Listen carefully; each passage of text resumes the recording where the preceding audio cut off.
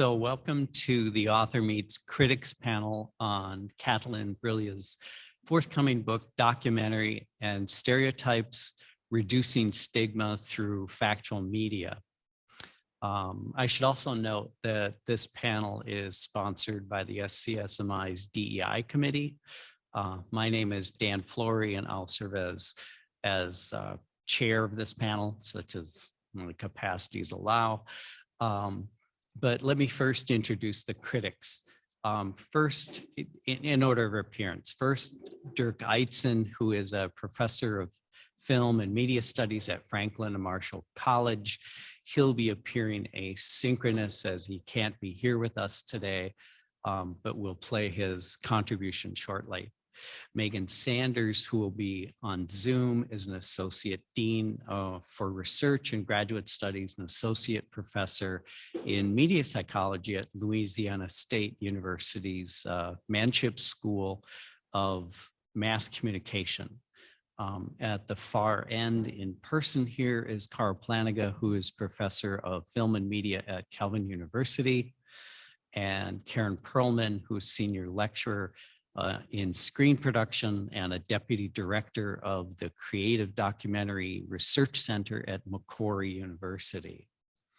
Our author, Catalin Brilla, is principal lecturer in film and TV and deputy director of the Center for Conflict, Emotion, and Social Justice at Bournemouth University. And just to give you a two-sentence synopsis of his book, Documentary and Stereotypes, Reducing Stigma Through Factual Media examines how factual media, such as documentaries, can contribute to the reduction of social stigma and prejudice. It adopts models from social psychology, media studies, cultural studies, and of course, the SCSMI. It targets scholars as well as filmmakers who aim to increase social inclusion and diversity by deconstructing harmful boundaries between social groups. The agenda here will be that the critics will comment first. Catalin will respond, and we'll give critics a few moments to respond to Catalin, and then we'll open for questions from the audience. So I'm excited to talk about this book and hear what your questions will be after the presentations. So I guess we'll begin first with Dirk's recording of his comments on the book. Hello. Well, I'd much rather be with you this week than where I will be when you hear this, which is in the hospital having a bone marrow transplant. I'll be back next year, totally revitalized, thanks to the expertise of my physicians, the care of my dear wife, and the generosity of a healthy young stem cell donor. But even though I couldn't be there in person this year, I wanted to share with you remotely some responses to Catalin Brilla's remarkable new book about stereotypes in factual media. Decades ago, in 1988, documentary scholar Brian Winston published an essay in which he identified and decried what he called the tradition of the victim in social documentaries. He observed that the history of social documentaries is comprised of a veritable parade of the poor and downtrodden, the infirm and disabled, the afflicted and the abused. There are a couple of obvious reasons for the popularity of this kind of documentary. One is that showing people struggling with adversity makes for great cinematic storytelling. Another is that when we watch this kind of documentary, it feels like we are contributing in a small way to making the world a better place. It's good to be aware of the circumstances and challenges of people who are less fortunate than we feel, because it makes us more socially conscious, more sensitive to the needs of others, and more inclined and better prepared to help those people out, should the occasion arise. Brian Winston's criticism of these social documentaries is that, however well-intentioned they may be, they are almost always exploitative. They take people who are already socially disadvantaged and turn their challenges and travails into stepping stones in filmmakers' careers and entertainment fodder for comparatively well-off spectators. Catalin sees an even deeper danger in documentaries in this tradition. That's manifest in the phrase, those people, that I used casually a few sentences ago. Did you catch that? I said documentary about people who are disadvantaged make us feel good about ourselves because we suppose that in watching them, we are somehow preparing to help those people out. Whenever you think of anybody as belonging to a category you might label as those people, two things inevitably occur. The first is social distancing. You think, there are people who are like me, who are normal and familiar and with whom I can easily relate. And then there are those others who are different from my group and therefore in some way alien and strange. The second danger is social stereotyping. In focusing on the features that make somebody different, like being in a wheelchair, for example, you suppose that those features in some sense define who that person is. We don't necessarily experience this distancing and stereotyping. In fact, since social documentaries feature particular people and typically depict them sympathetically, we often have the sense of getting to know them as individuals. Catalin calls this parasocial contact. Nonetheless, because we're social creatures, we always make snap judgments about people we encounter, even in documentaries. And if the people are unlike us in some salient way, we tend to fixate on that difference and to make sense of it by assigning the people to a category, like people in wheelchairs, since that's just the way the social brain works. The problem is that if most of our encounters with people in wheelchairs are through movies, that can set up attitudes and expectations that are unrealistic, perhaps even subtly derogatory or demeaning, which can then come to the surface if we happen to encounter somebody in a wheelchair in our daily lives. That's the premise of Catalin's book. What I most admire about this book is its practical, down-to-earth approach. Catalin says he doesn't want to get swept up in academic theorizing or bogged down in debates about representational correctness. He just wants to figure out how to make better documentaries by dealing with the problem I described, which he refers to as stigmatizing stereotypes. The tone of Brian Winston's criticism of social documentaries is, shame on you. The tone of Catalin's is, let's fix this. That's a far more useful and welcoming approach. Here in a nutshell is the solution Catalin proposes. Catalin's book is full of numbered sections, acronyms, bullet-pointed lists, and charts and graphs like this one. When I read a draft of chapters of his book, I joked with Catalin that I think he missed his calling as an engineer. But Catalin's charts and lists are intended as heuristics, and they're very helpful in that regard. Since half of the book is devoted to this one, I'll briefly unpack it. That orange box at the top is the minimum necessary conditions for reducing stigmatizing stereotypes in factual media. Basically, we need to kind of like the people we see and find them relatable, otherwise we'll either look down our noses at them or dismiss them as not worthy of our regard. That's the first two brown boxes. We also need to see them as different from us in some important way, otherwise the movie won't expand our social horizons. That's the third brown box. Fortunately, most social documentaries that are well-meaning and engaging meet these basic conditions pretty handily. But that doesn't by itself reduce stigmatizing stereotypes. It just opens the door. The real work is done in the box below. In explaining this box, I'll move from blue to green. You start with a character in a documentary who's not like you, say, a person in a wheelchair, but who's sympathetic and relatable, as the brown box stipulates. That's the blue oval on the right. An able-bodied viewer of the documentary is the green oval on the left.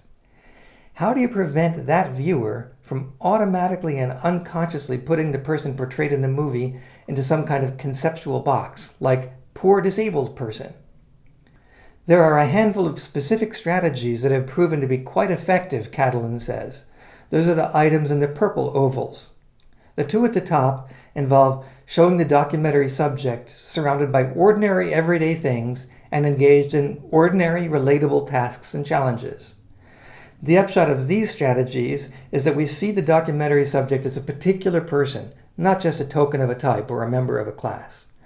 Yes, the person may be in a wheelchair and is a significant part of the person's life, but is kind of incidental to who that person is.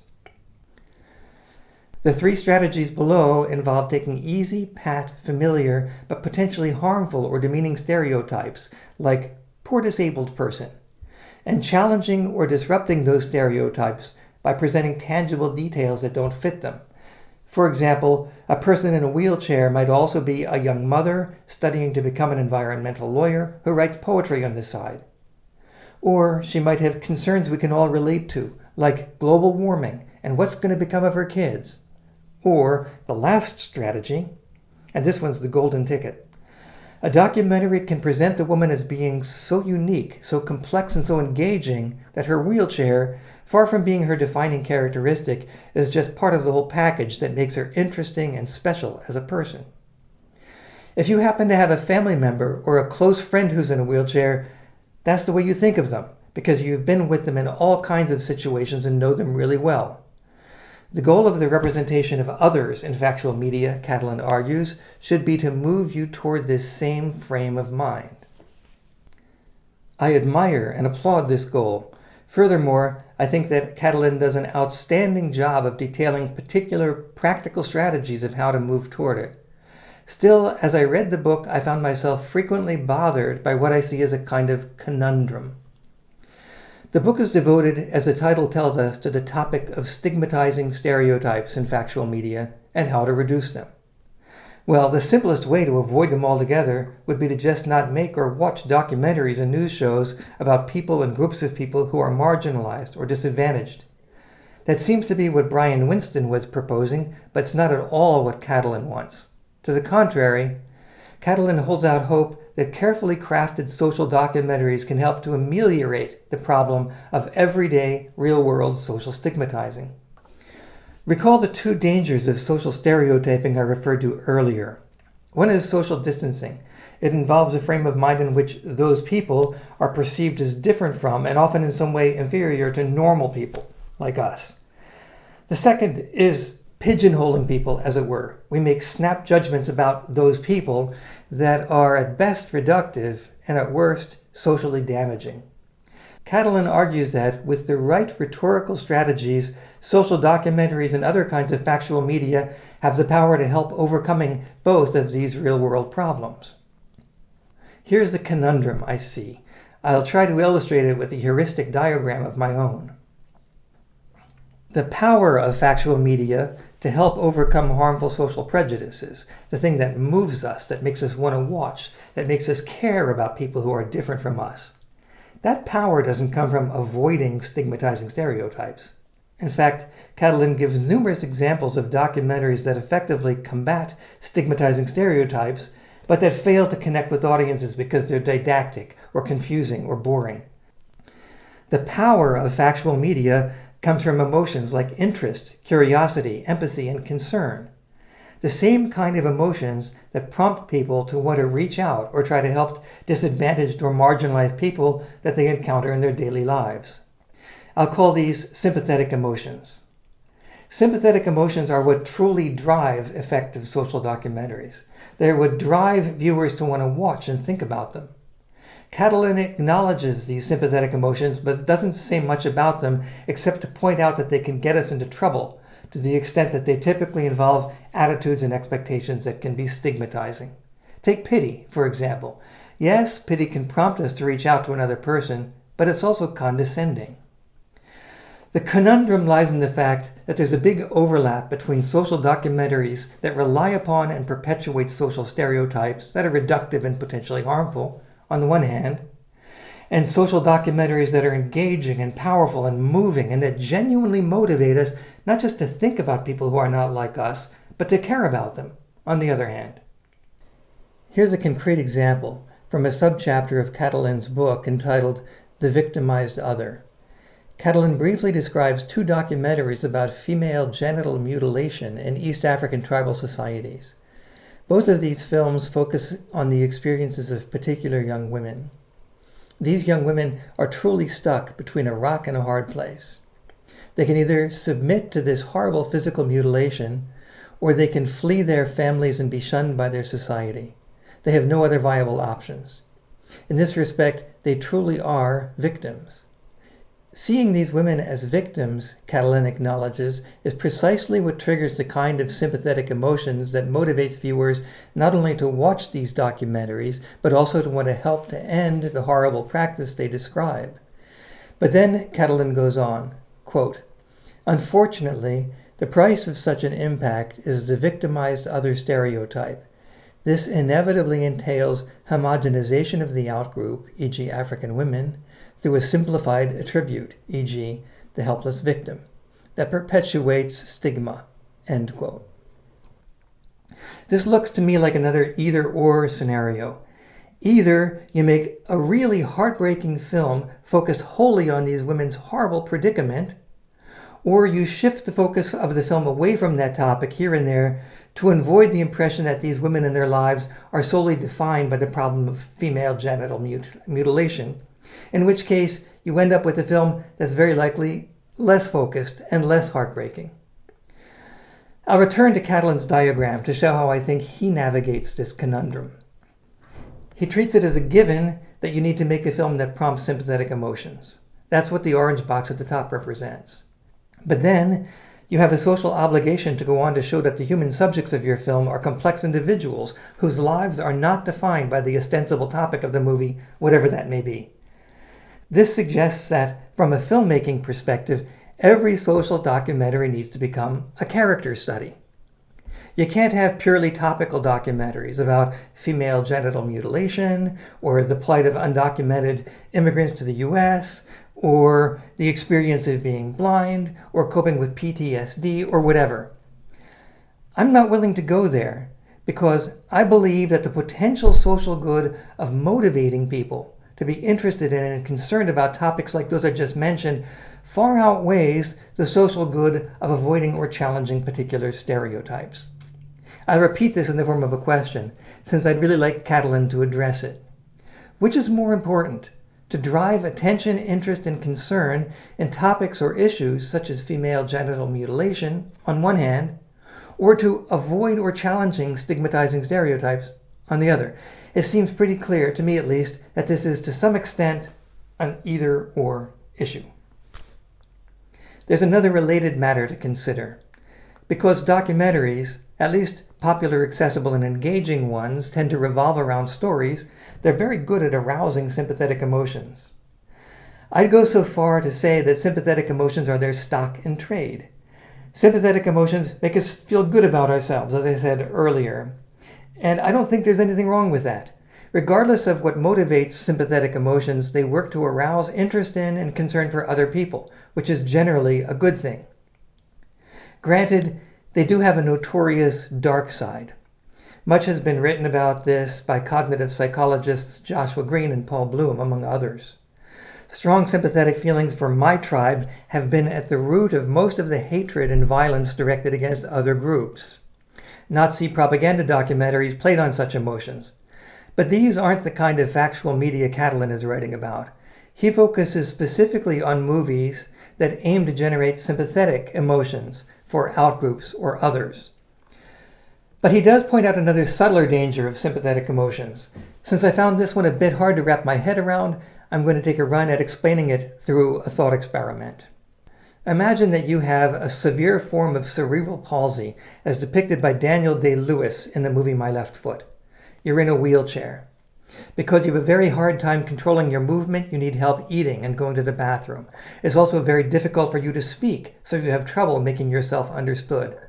Plus, you have frequent epileptic seizures. What is it that you want and need from other people? If you were the subject of a documentary, what would you want viewers to know?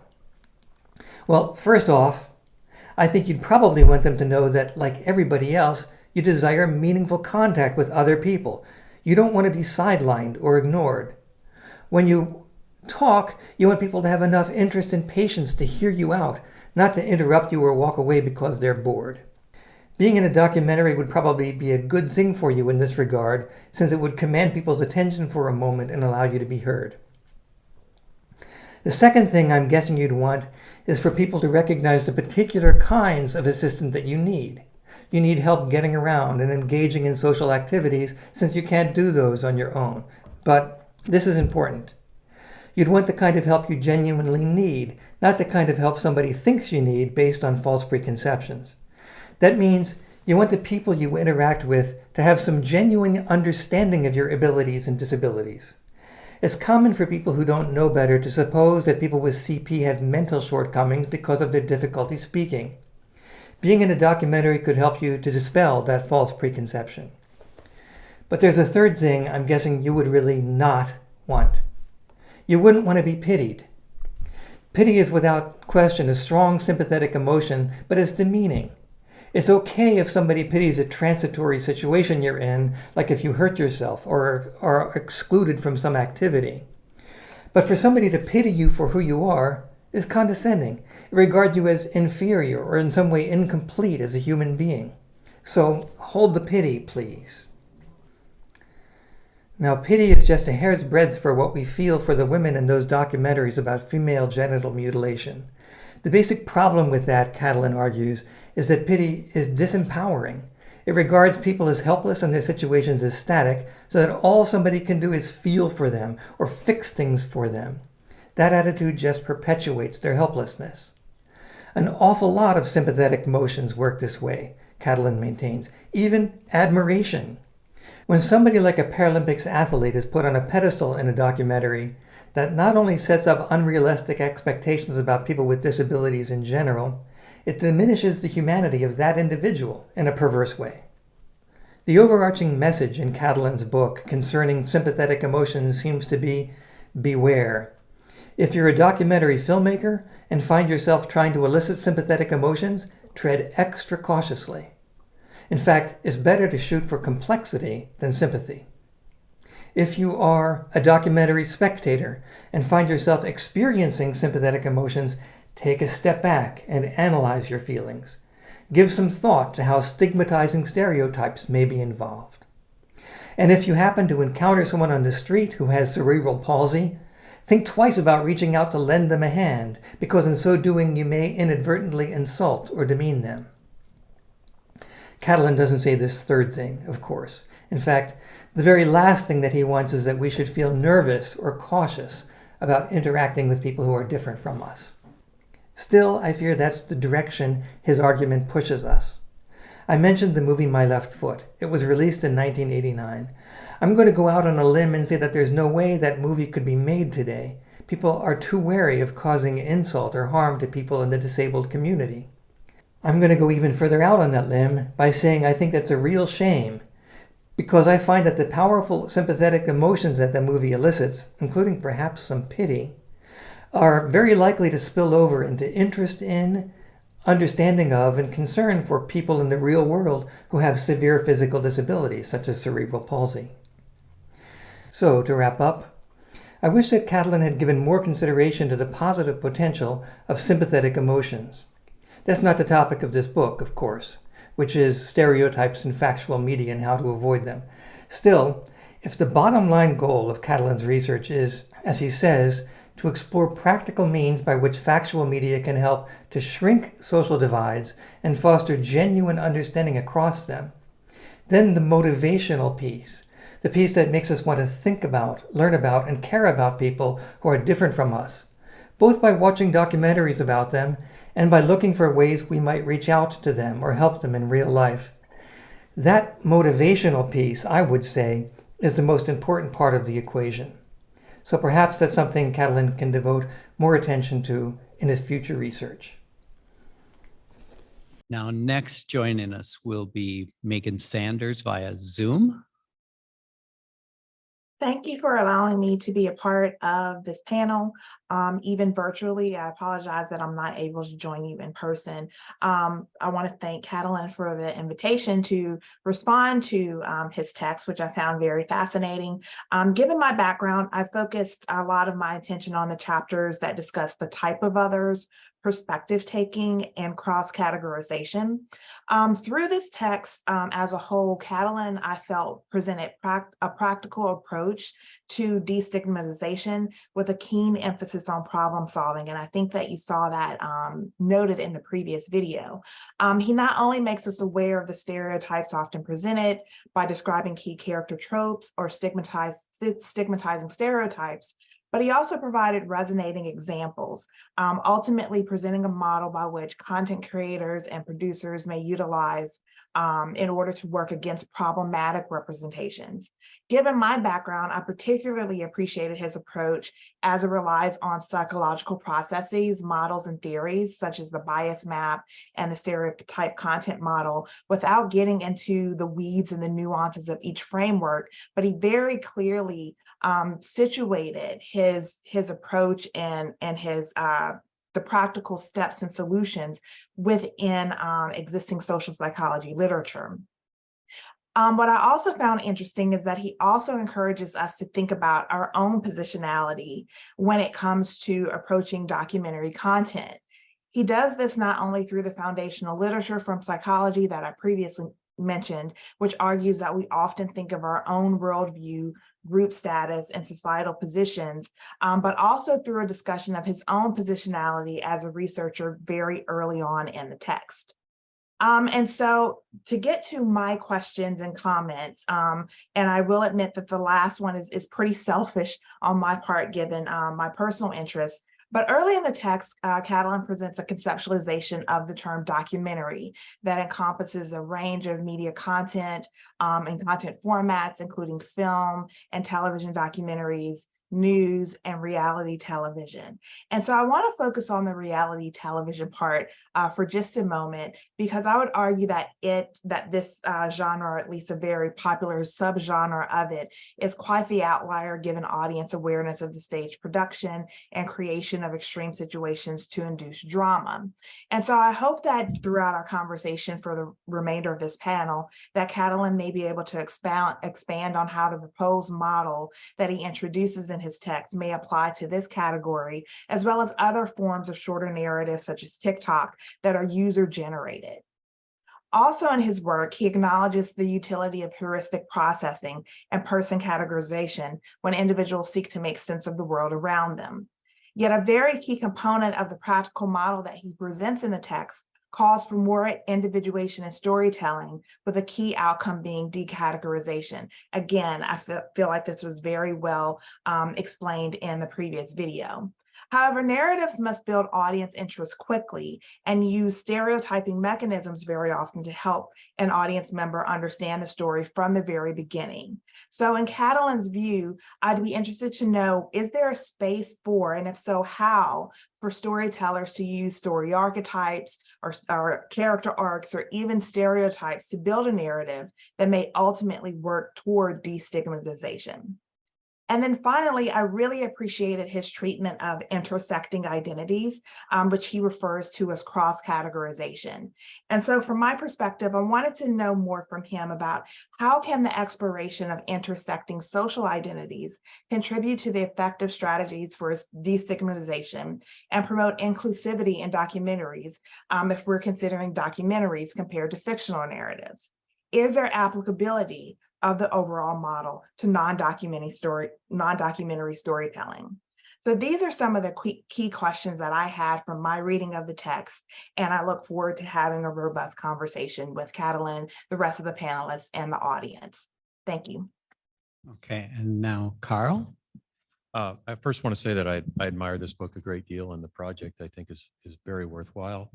But in the tradition of academic discourse, I'm going to ask questions that sort of get to the heart of how I might criticize this book if I were inclined to do so, which I'm not. But at any rate, these questions overlap with some of what we just heard from Dirk and from Megan. The first question is this: given the issue of stereotypes and stigma, and given that it's such an important ethical question, why did you restrict your book to documentary? Doesn't much of what you claim also apply to the fiction film? My second question is this: do the different epistemological requirements of fiction and documentary constrain what a documentary filmmaker can do to avoid stereotype reduction? So I believe that part of the documentary contract for ethical filmmakers is that you do your best to tell the truth, whatever that means to you. Does the truth in some cases lead to your promoting a stereotype rather than working against it. In other words, changing the way you characterize someone in the documentary isn't merely a creative choice. It also has to do with what you are saying about who that person is. So does the fact that you're making a documentary film sometimes interfere with your desire to portray someone in a certain way? Third, your book seems to imply two things. The employment of stereotypes is inherent to the way that the human mind functions, and stereotypes are inherently flawed in that they are simplistic and often just plain faulty. So I guess this is more of a comment rather than a question. And then the comment would be that one thing I think I would have liked to have seen a little bit more is a careful distinction between categorization, which is a necessary cognitive function, and stereotyping, which is somehow we assume to be distorting given certain kinds of social conceptions of personhood. Now, Interesting. Karen, Okay. I guess I don't get to answer any of your questions. Oh, well, okay. So thank you, Catalin, for this opportunity to read your wonderful book and to talk about it briefly here. I'm just going to say that the premise of this book is, and I'll offer you a few quotations from it rather than try to summarize it myself.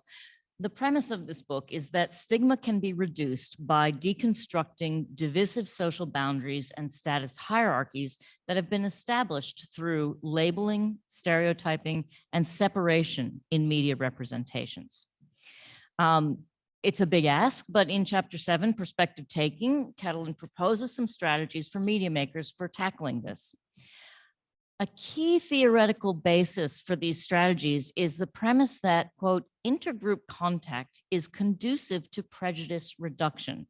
So this premise is based on Gordon Allport's contact hypothesis, which, quote, describes the conditions for such contact as sustained and direct interaction, cooperation towards common goals, and a sense of equality in status. For example, communities cultivating a garden together or fixing up their neighborhood allows them to effectively stop stereotyping each other. You stop thinking of them as, oh, that person who looks in a certain way, and start thinking of them as, oh, that person who's hoeing the corn or whatever it is. We have common goals in that way. So this key principle is synthesized as this idea of sustained interaction is synthesized with Schiappa's parasocial contact hypothesis. And this is a core premise of the book as well. It assumes that on a cognitive and affective level, the viewer perceives the represented characters similarly to real life people. So essentially this kind of sustained direct contact that we're having with characters in films is not that different to how it might be in life. So Chapter 8 then presents 3 conditions for the successful reduction of social distance in the spectator's experience, which are equal status, common interests, and outgroup salience. And I'll just provide the one-sentence definitions that Catalin provides in the book. Equal status means that the outgroup character should be perceived as neither inferior nor superior. Pretty basic. Common interest means that the in-group viewers must agree with, share, or vicariously have the same needs, wants, moral values, and desires as the outgroup character. And this is a matter of narrative construction or choice of characters in documentary or other things along these lines. Outgroup salience means that outgroup characters must be clearly identifiable in terms of their stigmatized group membership. In other words, the storyline doesn't just ignore the difference. It engages with them productively. So another quality of this book, and Catalin uses this very word to describe his approach, which is bricolage. And so in the bricolage manner that has characterized the book, Catalin offers perspective taking as a concrete and pragmatic method for media makers, a personalized approach to the other that allows the observer to have a cognitive and affective experience wherein they can actively imagine how the other is affected by his or her situation. So, perspective taking. you argue, can help media makers to reduce stigmatizing stereotyping while allowing us to sustain audience engagement through narrative structures that have proven effective. The narrative structures that have proven effective are quite some time is spent on this in chapter 3, and I will now leave aside my own caveats about these narrative structures, but and just ask a couple of questions, which are, can you tell us more about how you might see this stigma reduction model working in media practice, implementation for filmmakers and for film students? Have you tested it and piloted it? And what kinds of resistance you see impeding adoption of these principles, how you might work through that resistance. And now Catalin gets to defend himself. You're on.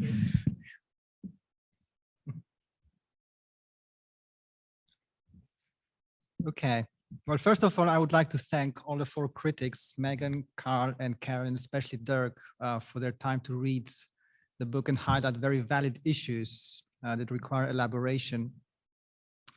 Dirk's first point was that sympathetic emotions often require stereotypes to touch viewers and motivate them to feel interest, concern, and compassion towards marginalized groups, and I agree with that. A lot of activist documentaries operate through stereotypes. The generation of strong emotions through engaging character-driven stories relies to a large degree on character stereotypes that prompt the audience to develop attitudes towards the characters and understand their behavioral potentials or restrictions. So the question is positive social impact possible through the avoidance of stigmatizing stereotypes? Now, I believe there are 2 types of positive social impacts through media representations. The first is eliciting pity and support. In fact, the often criticized medical model of disability, to stick with the theme of disability, is a consequence of pity, and without this model, there would hardly be any medical research or social care systems for disabled people. At the same time, the medical model can lead to discrimination in employment, as employers may not be willing to hire disabled people because they are deemed stereotypically incompetent. The stereotype content model, which you can see there, illustrates this duality. Communities that are subject to paternalistic prejudice through pity, for example, disabled people, elderly people, experience a combination of active facilitation, for example, the building of care homes, and passive harm, for example, social exclusion. My aim is not at all to abolish documentaries that pursue this kind of impacts. Rather, I want to, in parallel, encourage a second type of impact that can counteract the negative dimension of the first type. This type of impact relies on reducing social distance through reducing stigmatizing stereotypes, but at the same time, maintaining an outgroup difference that can generate strong interest and concern, but a concern that tends to lead more to active facilitation rather than passive harm. And I deliberately use here the word concern, not pity. Pity implies a discrepancy in social status between in-group and out-group, whereby an in-group member feels patronizing pity at a social distance, projecting their own stereotypical views onto the out-group character and believing that they grasp the out-group's plight. This is exactly what Susan Keene means by false empathy. But concern without pity is possible when an in-group member cares for an out-group member from a more reduced social distance, understanding their perspective. So when it comes to social cognition, we must distinguish between different types of sympathetic emotions, the ones that are felt at a distance and the ones that are felt at the proximity. Furthermore, folk psychological narratives, which are the most effective ways to generate sympathetic emotions and thus elicit positive social impact, cannot exist without stereotypes. However, they can exist without stigmatizing stereotypes. And the book gives plenty of examples of powerful and emotion-driven documentaries that use stereotypes, but manage to avoid stigmatizing stereotypes. These non-stigmatizing stereotypes do not highlight a stigmatized outgroup, but relate to other non-stigmatized groups. So for example, in my own documentary, the Terry Fragments, about a blind painter, I'm trying to avoid disability stereotypes whilst using the stereotypes of artists, painters, and even to some degree elderly men. For example, the character is a recluse, idiosyncratic, grumpy, he smokes and he drinks, and still he's obviously disabled. Dirk's second point asked how we can grasp social inequalities and social topics in general if we are not confronted with stigmatizing stereotypes. For instance, how can we understand the urgency to tackle female genital mutilation if we are not confronted with the victimized other stereotype of African women in Somalia? The book argues that such topic-driven narratives are essential. It argues that news and current affairs cannot operate without using such stereotypes. However, there are ways to mitigate stigmatizing stereotypes without having to resort to nuanced and complex character studies. One such example is the travel documentary, Africa with Ade Adepitan, which uses cross-categorization to emphasize shared in-group identities between the viewer and out-group screen characters, while still being topic-driven and occasionally even using stigmatizing stereotypes of African people, in particular primitivity, victimhood, and amorality. Another documentary is The Masses, which focuses on the theme of worship rituals across 3 different London communities using cultural stereotypes, but it mitigates them through recategorization, which I elaborated more in my Wednesday talk. So the book presents a variety of stigma reduction models that cater for different types of factual media, whether character or topic-driven, whether feature documentary or short reportage. Agreeing with Edward Schiappa's book, Beyond Representational Correctness, it deems dogmatic and generalized approaches to stigma reduction as counterproductive. For instance, industry initiatives to reduce stigma, such as the Duvernay test, for instance, for race, or the inclusion and diversity policies of broadcasters, are good starting points, but in their current shape are too restrictive. I rather propose a plurality of representations that can even include stigmatizing stereotypes, as long as they don't dominate the spectrum of representations, as is currently the case. This also relates to Megan's question about reality TV and user-generated videos such as TikTok. The variety of models of perspective taking, cross-categorization, recategorization, and decategorization caters for a large range of factual media formats. For instance, when it comes to decategorization, I analyze first-person YouTube channels through which characters like Chella Man represent themselves through multiple unrelated social identities. So for example, man is trans, deaf, Asian, Jewish, and a boyfriend. In terms of reality TV, I analyze, for instance, the Channel 4 show, The Language of Love, a dating show in which British and Spanish singletons who don't speak each other's language have to pair up at an estate in Andalusia. The show depicts the contract hypothesis and its conditions of common interest, equal status, and outgroup difference. It illustrates how recategorization operates to emphasize commonalities between the otherwise very different British and Spanish contestants. Megan's second question was about whether destigmatizing stereotypes, whether destigmatizing representations can use archetypes and even stereotypes. Indeed, they can. I mentioned stereotypes earlier and how important they are for folk psychological narratives, but the book also looks at archetypes in the context of recategorization and dual identity. Certain archetypes, especially the ones with a positive valence and pro-social behavioral traits, can be excellent tools for emphasizing a universal human common in-group by expressing common human interests. For instance, the main character in The Mole Agent is a powerful combination of the archetypes of the hero, the explorer, the caregiver, and the everyman, which aims to reduce the stigma of old age. Both Megan and Carl ask why the book excludes fiction films and whether the models can be applied to the study and making of fiction films. I have several case studies that are docudramas which share a strong kinship with fiction. I argue that when it comes to the principal dynamics of social cognition, i.e. categorization and stereotype activation, and when it comes to folk psychological narrative discourses that center on the tension between different social identities and social perception, there's no difference between faction and fictional media. This can be easily illustrated by comparing the stereotype sets of a particular outgroup across fiction and documentary, and there would be virtually no difference in the used tropes. However, there are three main differences between fiction and documentary that do frame stereotype formation in audiences. These are not based on formal, but rather epistemic factors. One is consequentiality, which is a term that Dirk has used a lot in his writings, by which if viewers know that on-screen predicaments have real-life consequences for the film characters, they tend to either experience more sympathy or deploy more critical thinking. Whilst critical thinking may self-regulate stereotype application, more sympathy may foster stigmatization if based on pity, as I said earlier, or it may reduce stigmatization if based on perspective taking. Another factor that distinguishes fiction and documentary is perceived realism. The more correspondence between screen characters and real-life characters and events is perceived, the more likely stereotypes will be implicitly accepted and not interrogated through self-regulation. The third factor is believability.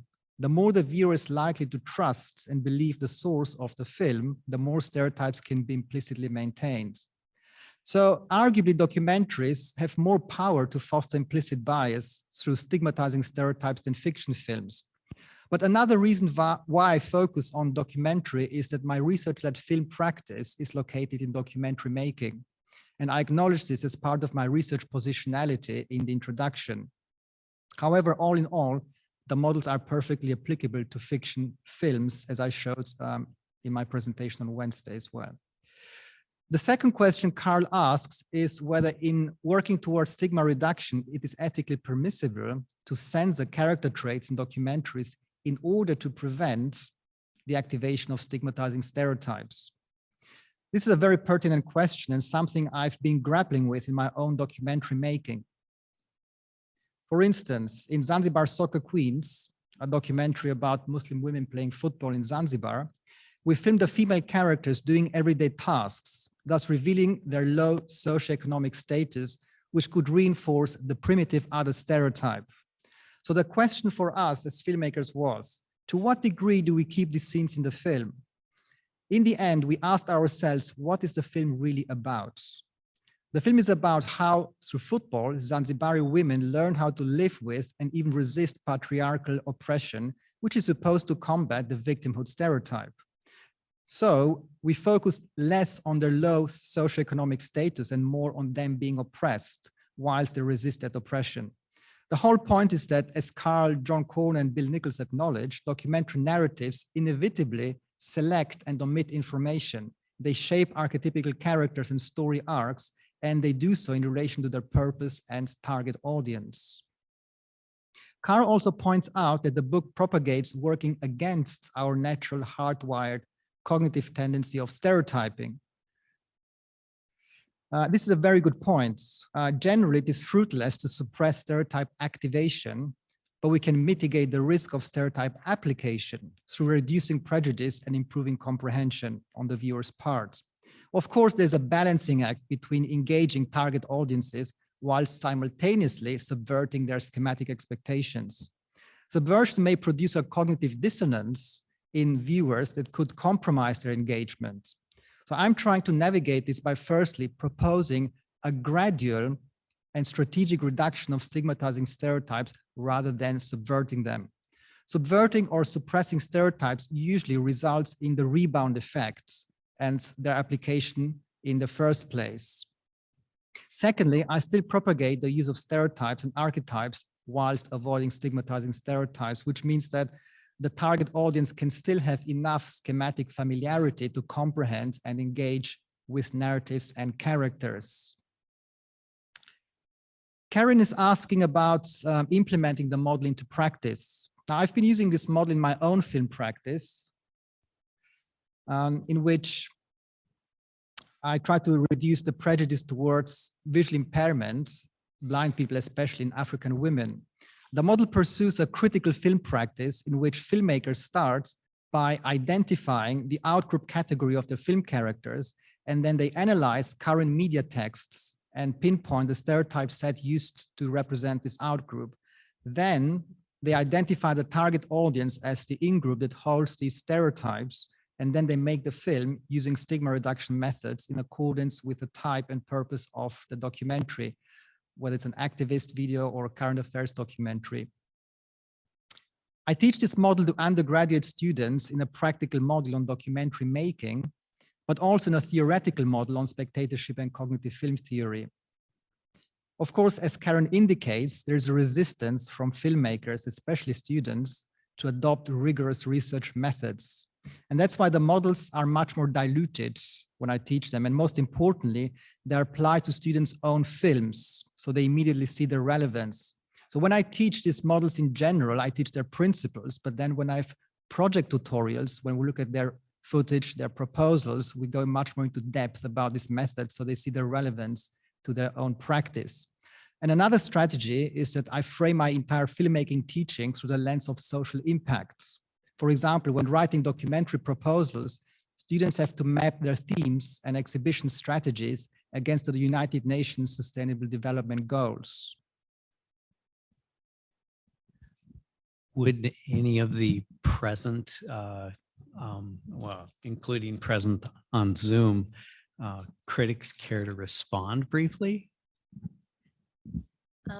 Look, I'm a supporter of the book. I'm not such a critic, but I do sort of want to say that, you know, I think that in a sense, through teaching this model, you're taking on a lot, which is great. Thank you.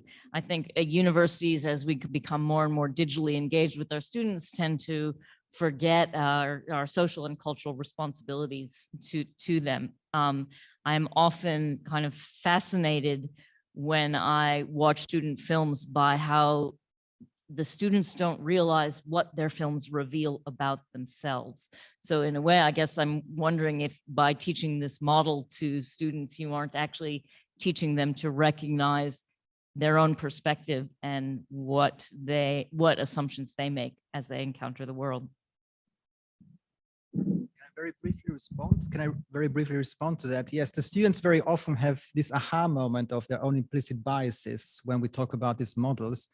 And I do specifically ask them to do the Harvard implicit bias tests when they make their before they make their documentary. So that's an eye opener for them. Yeah, I just have a quick comment, and that is that you make a distinction between stereotypes and stigmatizing stereotypes, correct? Yes. Now, what is the difference between a stereotype and a category? Because it seems to me that the word stereotype is inherently pejorative. So that would mean that we are in the way that we categorize the world around us was sort of automatically flawed. I'll briefly respond to that. Categorization is part of stereotyping. So stereotyping basically involves first the categorization, which can be pejoratively called labeling, and then the attribution of personality traits that are generalized across the outgroup. Now, not every stereotype is stigmatizing. So when we talk about outgroups, an outgroup can be, I don't know, if I'm the lecturer, these are the students are my outgroup, but they're not necessarily stigmatized.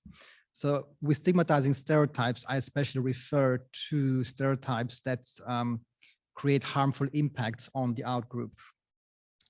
And I don't want to go into the philosophies of defining what these are, because I do define stigma in the book. So I don't want to vilify stereotypes. They're really essential hardwired mechanisms. Now, when it comes to categorization, which you mentioned, so when we categorize something or a group, it's very difficult, almost impossible not to attribute some personality traits to them, because when we categorize based on differences to ourselves, to the in-group, and that is almost inevitably carried by characteristics that make us different to them in order to solidify our own self-identity. At least that's the social identity theory, according to Teifel and Turner. But you are right, there's a difference between pure category and stereotype. So the actual categorization is, let's say, neutral, because it's mainly describing the outgroup in terms of salient differences, skin color or cultural artifacts or whatever, and then only the attribution of personality traits that can evoke negative attitudes creates the stigmatizing stereotype. Yes. So when we categorize a social group other than the group to which we belong, we inevitably stereotype them, Yes, but we don't inevitably stigmatically stereotype. exactly.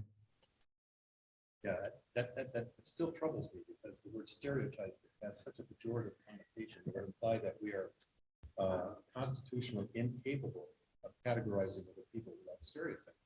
Well, that's the big problem of social psychologists, because stereotype is such a negative reputation. It shouldn't, because as we know from narrative storytelling, character stereotypes, especially of secondary and tertiary characters, are very, very important. So in social psychology, stereotypes are not always analyzed as negative stereotypes or stigmatizing stereotypes. But obviously, the ones I'm looking at are from stigma studies. So these are stigmatizing stereotypes. I'll just say one more thing then. If I were making this distinction, I would make a distinction between category stereotypes and stigmatizing stereotypes. What I would say is that I hope it's possible for us to think of people categorically without simplifying who they are. And that would not be a stereotype. And then we also stereotype people, which is a simplification of who they are. And then we stigmatically stereotype people. People think that we do so in a way that's very harmful. Yeah. Megan, would you care to make any comments? Karen posed the question that I had in terms of positionality and the role that may play for a storyteller, for a filmmaker, and for a content creator. So thank you. So in terms of my positionality, in the introduction, I elaborate my own social identities, and especially as a filmmaker and as a scholar, and this action research I'm doing, which is all about combining critical inquiry and pragmatic implementation. And I say that's why the models are driven by practice and by real life impact. I also position myself in terms of my own social identities, being, for example, a white male. And I theorize very briefly and why I choose certain film examples. And I also say that in many film examples, I see myself as the in-group viewer, not necessarily having the same prejudices, but definitely being prone to stereotype activation because that's very hardwired. And of course, I recommend filmmakers, especially my students, I recommend them to be aware of their own positionality, whether they make a film or write an essay about other groups, and to be aware of how that may activate stereotypes or make them more aware of their own biases. So I think research positionality and filmmaking positionality are quite similar and very important when we write about other groups or about social identities in general. I'd like to open the forum now to let you ask questions from the floor if you wish.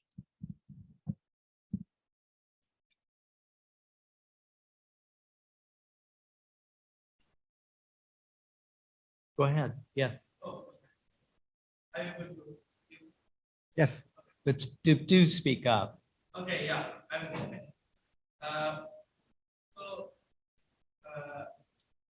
I haven't read the book, and then I only have the chart, the diagram of your model. So there I see you talk about the outlook viewer and the character and the viewer. One thing I don't really see in that one is the who's telling the story, like who the creator.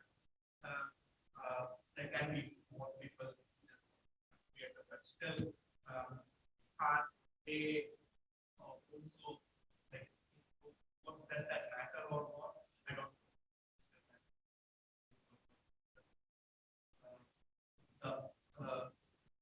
The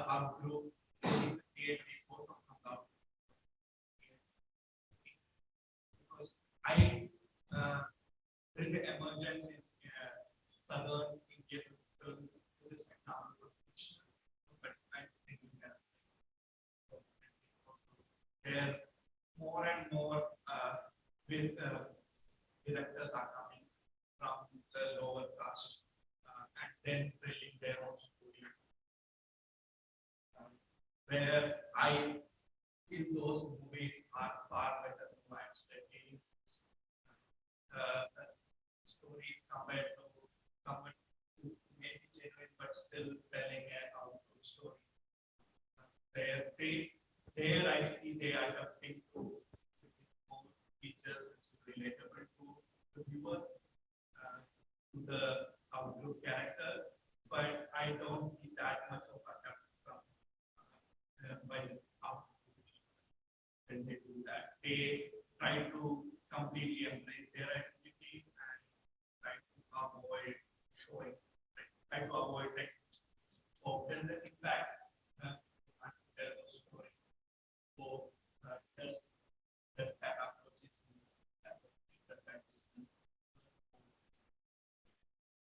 because they, if you ask them, I just think they will argue that they want to tell the story.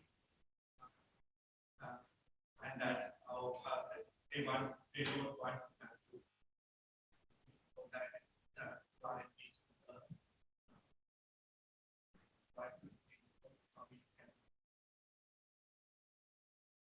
So I'll try to summarize your question.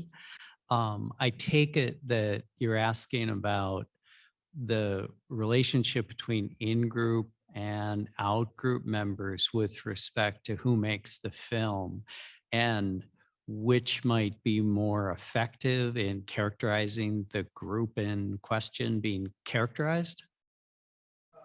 so yeah, so as I said, when I have seen the creators of they don't try to make they don't try to do the large like don't try to create common ground. They want to tell a story that is unique. Like, try to understand that more rather than telling how to do how we common are we whatever they do yeah whatever they do. So that's what I was asking because that's the approach I've seen them taking.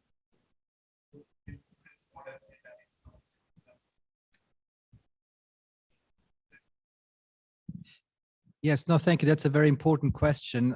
Who is the filmmaker? Who is the author? Is it an in-group member or an out-group member? And I do talk about this in my chapter where I look at current strategies to reduce stereotypes and prejudice. And I'm sure you know the slogan, nothing about us without us, which is from disability activism, and which holds that out-groups should always represent themselves. And I fully support it because it means that lived experiences are much more prone to be represented and to create more nuanced characters and more multi-layered characters. However, out-groups themselves are not immune to auto stereotyping. That needs to be said.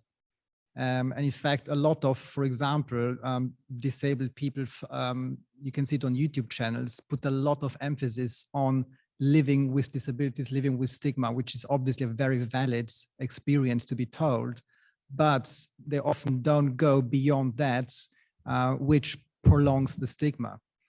So the model of in-group view or out-group character can apply to whether the filmmaker or the media maker is an out-group member or an in-group member.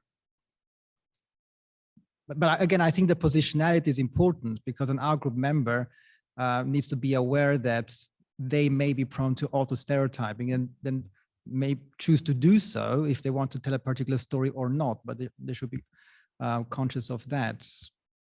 I'm not sure if this answers your question. Yeah. Yes, in the back, go ahead.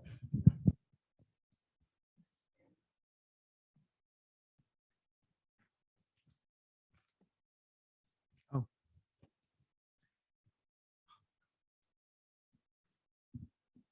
Thank you, Yeah, Karen. so going off of the question that was just asked, I was wondering sort of what, based off of the models you propose in your book, what are your thoughts on, say, when I guess the creator of a documentary is part of the perceived outgroup that the documentary is on, but does it in a way that caters to, say, the majority group, which is, I guess, considered the in-group by, I guess, larger society?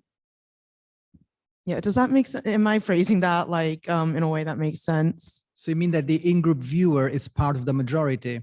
Yeah, so I guess my question more so is like I've come across works in which the creator perhaps is part of a minority group, but crafts their documentary in a way that sort of tries to appeal to the majority group. So the creator themselves is part of this perceived out group, but they do it in a way that caters to or makes it palatable to, say, the majority. Yes, and I think that's a valid thing to do as long as the creator is aware of that. Obviously, there are philosophical and ethical questions about whether the out group should do something for an in group or something for their own community. But the book doesn't really go into that much, because I think both options should be on the table. So I don't want to put any boundaries to creative freedom. And I think it's very valid for our group members to do something for an in-group majority. It really depends on the context, and it's very difficult to generalize here without talking about particular case studies. And having said that, minority groups themselves can represent subgroups as outgroups. So it's not always about the wider majority, but the outgroup themselves can be a majority for a smaller minority subgroup of that outgroup. And in my in one of my chapters, I talk, for example, about atheists within the Black community, which are outgrouped by the Black community.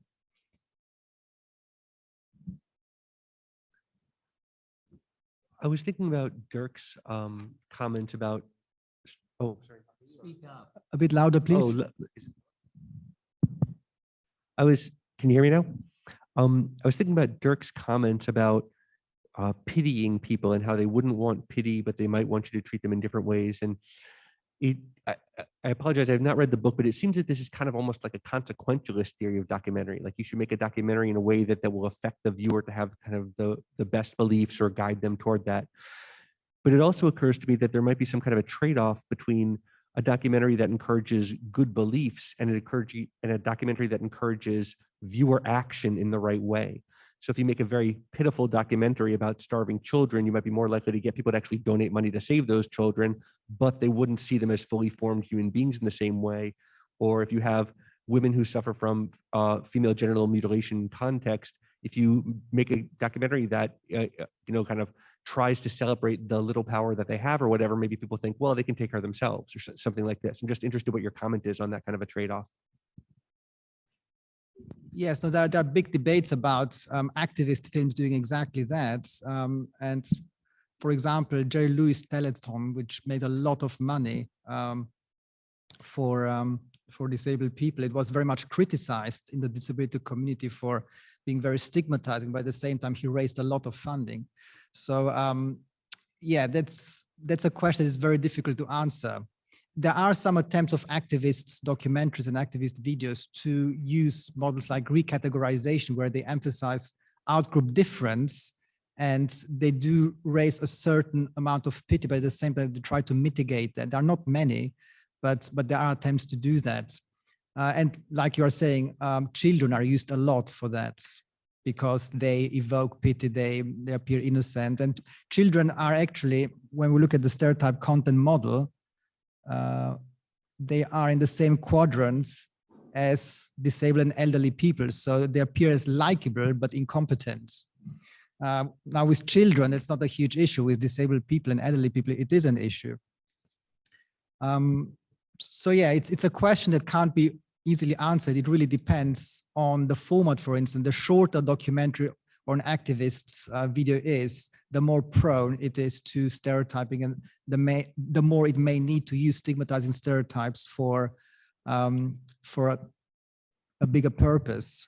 But as I said, in what I'm propagating is a spectrum of representation that can even include examples of stigmatizing stereotypes as long as they don't dominate. So if there are some activist documentaries that do use stigmatizing stereotypes, but there's also a range of other documentaries or media representations about an outgroup that don't use stigmatizing stereotypes, that's fine. But unfortunately, it's very homogeneous representations of marginalized groups. That's why they are marginalized and the stigma exists. Someone had quoted Gordon Allport in relation to what you wrote about. And I know that Gordon Allport wrote The Nature of Prejudice in 1954. And so when we think about, the nature of prejudice and stigmatizing stereotypes, we should realize that all of these images are fed through the hegemonic powers and released into moving images. So with this book, one, I really was interested if, I know that Gordon Allport wrote to his own kind, white Protestant male Americans, right? I think that's who we're talking about when we're talking about the hegemony and who creates these stereotypes and things like that, the negative, the stigmatizing of the stereotypes. So I was curious to, one, if you wrote something in your book that actually acknowledge that's who you're talking about whenever we talk about social sciences and prejudice, where this is who we're trying to convince this is not what we are. But also, do you believe that stigmatizing stereotypes are instilled in childhood, which is where it's most important, right? Because I know that there are adults that could read this and understand what you're saying, and they are, people that have these negative thoughts about others. But more importantly, how can this book reach younger people? How can this type of documentary filmmaking reach children in order to prevent these type of stigmatizing stereotypes from constantly prevailing, since we're in 2023 and Gordon Allport said this in 1954? Mm-hmm. No, thank you. That's a very good question. And just to say that my premise is based on Edward Schiappa's parasocial contact, and he adopted, of course, Allport's contact hypothesis and transposed it into a media setting. And he looked especially at stereotypes of gayness, for instance. So yes, Allport is obviously many decades ago, and as you say, it was very much based on a wide audience, and but still his principles are keep to feed empirical studies nowadays, the ones of common interest, equal status, and outgroup difference. And Schiappa tests this with stereotypes of gayness, and it's been tested also with other stereotypes of race, for instance, disability, and so forth. Now, when it comes to education and children, I've used this model for undergraduate students, and if it was to be used for below undergraduate or school pupils, let's say, it would have to be much more diluted. So I would rather maybe not use the model as it is now, but show film examples. I think that's the best way. And also film examples that that use animation, for instance, or cartoons. There's a big debate in cartoons and animation and the perpetration of stereotypes in animation. So it will have to be really targeted towards a specific audience and specific age when it comes to this model. So this is just a starting point. It's all work in progress, of course. It's a starting point, and even this book it's quite academic, and I wouldn't expect someone from the BBC to buy it and read it.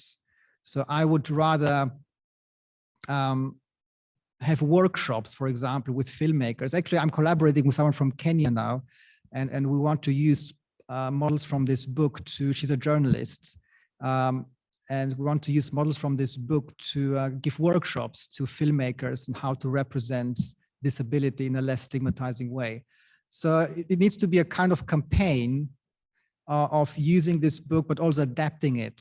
And someone was actually mentioning that I should write a second book, but more targeted for filmmakers using these models. But I don't know if I have the strength for that, because it's been blood and sweat for 4 years.